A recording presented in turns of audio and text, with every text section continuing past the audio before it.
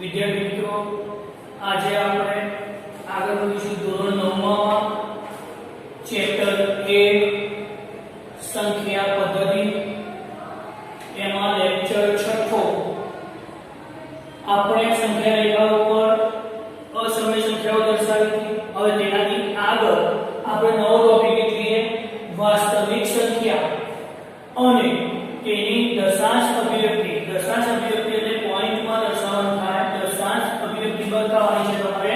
તો એમાં જોઈએ તો દરેક સમય સંખ્યાને p/q સ્વરૂપમાં લખી શકાય છે। એટલે આપણને ખબર છે કે દરેક સમય સંખ્યાને આપણે કયા સ્વરૂપમાં દર્શાવીશું? p/q, જ્યાં p પૂર્ણાંક છે। પૂર્ણાંક એટલે કઈ સંખ્યાઓ થશે? તેમાં ઋણ આવે, શૂન્ય આવે, ધન સંખ્યા આવી શકશે।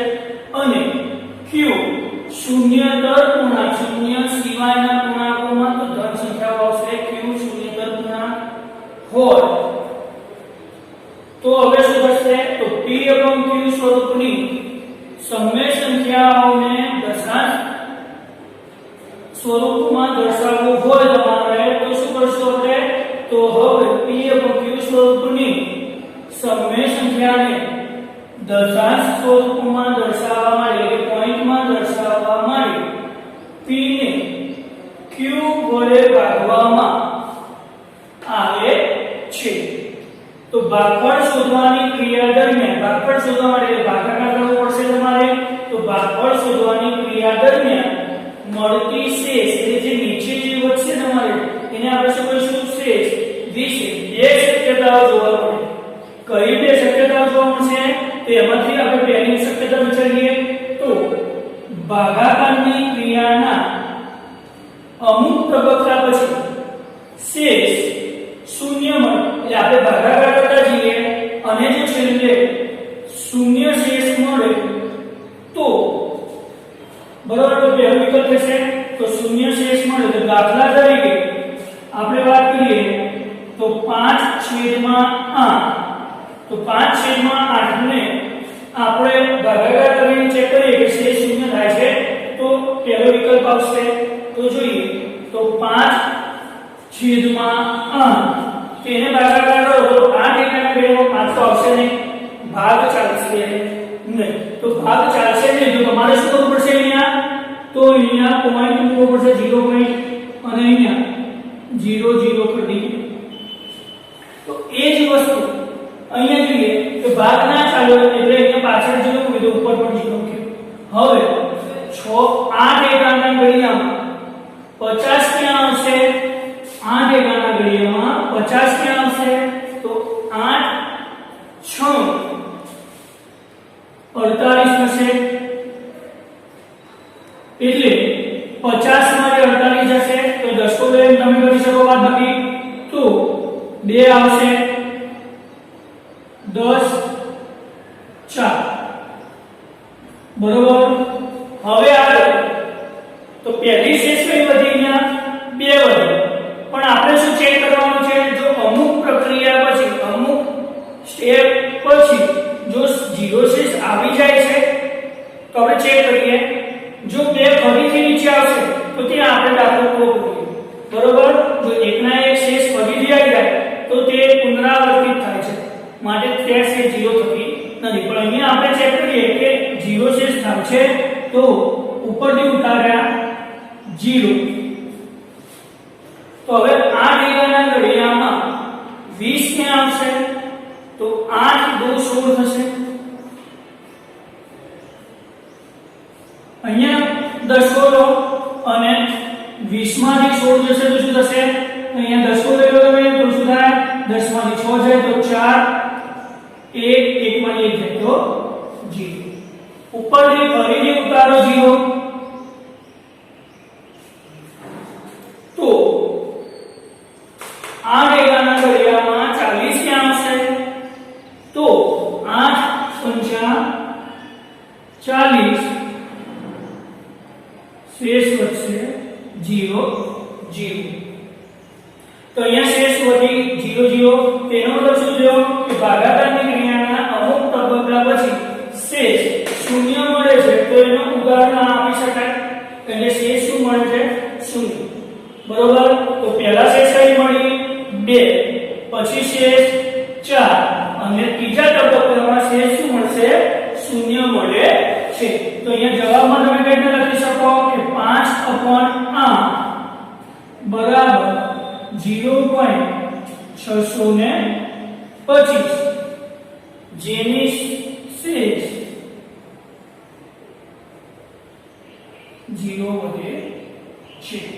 એટલે કે પહેલા તબક્કામાં 2 આવશે, 4 આવશે અને 0. એટલે અનુક્રમે શેષ કઈ વધી?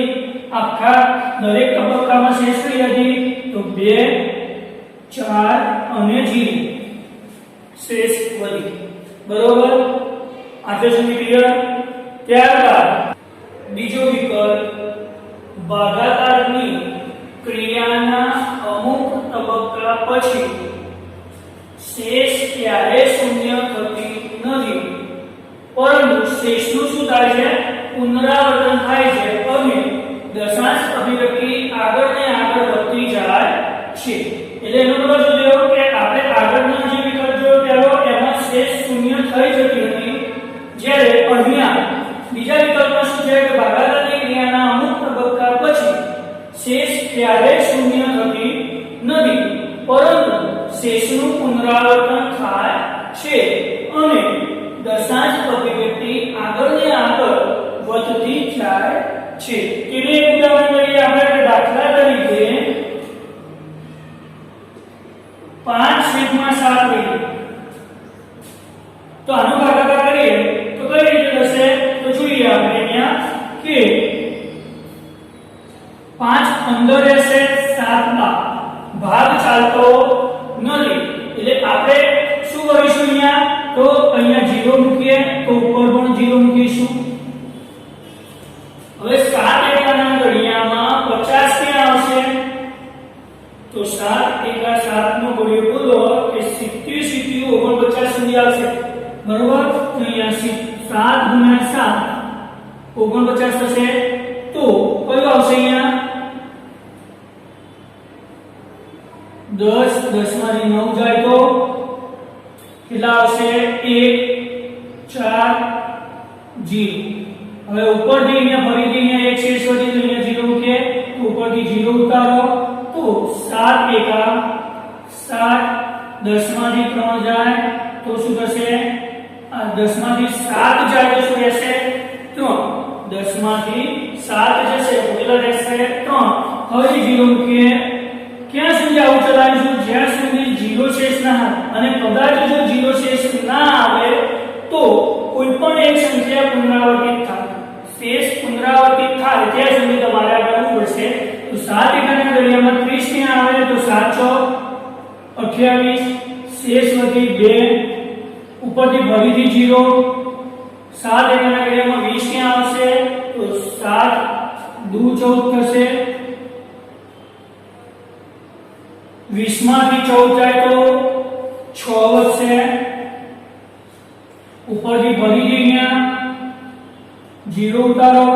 7 એકાના ઘડિયામાં 60 ક્યાં આવશે? તો સીધી 49 કરે. 7 એકા 56 થશે. તો અહીંયા 8 આવશે. 56 શેષ 60 માંથી 56 જાય તો 4 વધશે. ફરીથી ઉપરથી 0 ઉતારો તો અહીંયા 40 ક્યાં આવશે? તો 7 × 5 35 થશે. શેષ વધી 5. પણ હવે અહીંયા જુઓ વિદ્યાર્થી મિત્રો કે અહીંયા 5 શેષ વધી 5 તો પાછી આપણી રકમ આવી ગઈ. તો ફરીથી પુનરાવર્તિત હવે આ બધી સંખ્યાઓ ફરીથી પુનરાવર્તિત થશે. એનો મતલબ શું થયો કે આના આ જ સંખ્યા આગળ ચાલુ રહે છે. તો અહીંયા જુઓ તો જવાબમાં શું લખી શકો તમે? તો કઈ રીતે લખશો? તો 5/7 બરાબર 0.714285 બરોબર. અને આના આ જ સંખ્યા શું થતી જશે? રિપીટ થાય. એટલે કે ફરીથી 7 આવશે, 1 આવશે, 4 આવશે, 2 આવશે, 8 આવશે, 12 આવશે. આ રીતે ચાલુ રહેશે.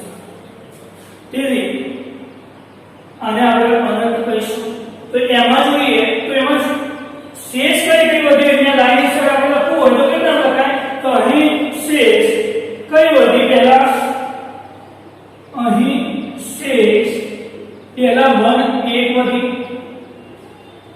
પછી 3 વધી 2 વધી 6 વધી 4 અને 5 બરોબર મળે છે અને તે પછી બધી શેષ ફરીથી શું થાય છે પુનરાવર્તન થશે અને તે પછી પુનરાવર્તિત થાય છે બરોબર વિદ્યાર્થી મિત્રો આપણે શું કીધું પહેલો વિકલ્પ હતો શેષ શૂન્ય થાય તે અને બીજો વિકલ્પ શૂન્ય શેષ થતી નથી પરંતુ શેષનું શું થશે પુનરાવર્તન થાય છે અહીંયા આપણે જોયું કે 5 આવે છે પહેલા 1 3 2 6 4 શૂન્ય અલગ અલગ હતી પણ 5 જ્યારે આવે ફરીથી 5 ને 5 આવી તો હવે અહીંયાથી ફરીથી આના પ્રોસેસ કરશો તમે ભાગાકારની તો આના આ જે શેષ વધશે એટલે કે શેષનું શું થાય છે પુનરાવર્તન થાય છે આગળ વિદ્યાર્થી મિત્રો તેનાથી જોઈએ તો હવે નેક્સ્ટ સ્ટેપ આ જે સંખ્યાની દશાંશ અભિવ્યક્તિ શાંત અથવા અનંત આવતું હોય શાંત એટલે શું કીધું આપણે જે પેલો વિકલ્પ જોઈએ કે જેમાં શેષ શૂન્ય થઈ જાય તે કેવી સંખ્યા કહેવાય છે શાંત અને જેમાં શેષ શૂન્ય નથી અને પુનરાવર્તિત થાય છે તો તે શેષને પુનરાવર્તિત થાય તો એવી સંખ્યાઓને આપણે કહીએ અનંત આવૃત સંખ્યા કહીએ અનંત આવૃત હોય તો તે સંખ્યા સમય સંખ્યા છે એવું કહી શકાય એટલે કે જે શાંત અને અનંત આવૃત હોય શાંત એટલે કે શેષ શૂન્ય હોય અને અનંત આવૃત એટલે કે જે શેષનું પુનરાવર્તન થતું હોય તેવી સંખ્યાઓને આપણે સમય સંખ્યા કહીએ બરોબર એટલે કે કોઈ પણ સંખ્યા દશાંશ સ્વરૂપમાં અનંત આવૃત એટલે કે જેની શેષ પુનરાવર્તન પામે છે તેવી સંખ્યાઓને જો અનંત આવૃત સ્વરૂપે આપેલ હોય તો તેને p/q સ્વરૂપમાં લખી શકાય છે દાખલા તરીકે આપણે વાત કરીએ તો જો સમય સંખ્યા 0.p p અને p એટલે કે p નું પુનરાવર્તન થાય છે જો તે સ્વરૂપે હોય તો તેને તમારે જો p/q સ્વરૂપમાં લખવું હોય તો p/9 સ્વરૂપે લખી શકાય કયા સ્વરૂપે લખી શકાય p/9 સ્વરૂપે કઈ સંખ્યા હોય તો 0.p p અને p એટલે કે p નું પુનરાવર્તન થાય છે એટલે p/9 લખાય ત્યારબાદ જો સમય સંખ્યા 0.pq લઈને પુનરાવર્તિત થઈ જાય છે pq પુનરાવર્તન થશે એટલે આને જો તમારે p/q સ્વરૂપમાં લખવું હોય તો કઈ રીતના લખી શકશો તો pq/99 સ્વરૂપે લખી શકાશે તેનાથી આગળ જોઈએ તો pq ની જગ્યાએ જો સમય સંખ્યા 0.pqr હોય તો તમે કયા સ્વરૂપે લખી શકશો તો pqr છેદમાં 999 સ્વરૂપે લખી શકાય એનો મતલબ શું થયો કે જેટલી સંખ્યા પુનરાવર્તિત થાય છે જેટલા અંકો પુનરાવર્તિત થાય છે તે અંકોને તેના છેદમાં એક અંક પુનરાવર્તિત થતો હોય તો 9 લખવાના છેદમાં બે અંક પુનરાવર્તિત થાય છે છેદમાં 99 આવશે અને 3 અંક પુનરાવર્તિત થતું હોય તો 3 9 આવશે એટલે કે જો કોઈ બે સમય સંખ્યાઓ આપી હોય તો તેમની વચ્ચે એક કે તેથી વધુ અસમય સંખ્યાઓ મેળવી શકાય છે દાખલા તરીકે √2 √3 વગેરે જેવી અસમય સંખ્યાઓની દશાંશ અભિવ્યક્તિ અનંત અનાવૃત એટલે શું કે જેની શેષ રિપીટ ના થતી હોય તેવી બધી છે શેષ 0 પર ના થતી હોય અને રિપીટ પર ના થતી હોય તે બધી સંખ્યાઓને આપણે કેવી કહીએ અસમય સંખ્યાઓમાં અનંત અનાવૃત કહે છે ત્યારબાદ જોઈએ તો પાઈ અસમય સંખ્યા છે તો પાઈ બરાબર 22/7 કે પાઈ બરાબર 3.14 આશરે મૂલ્યો છે તો પાઈ કેવી સંખ્યા કીધી તમને અસમય સંખ્યા કેવી સંખ્યા છે પાઈ અસમય સંખ્યાની દરમિયાન આ વિકલ્પમાં પૂછી શકાય અને પાઈની કિંમત તમે જોવો છો તો તમે આઠમામાં જોઈ કે પાઈ બરાબર 22/7 અને પાઈ બરાબર 3/14 મળે. બરોબર વિદ્યાર્થી મિત્રો?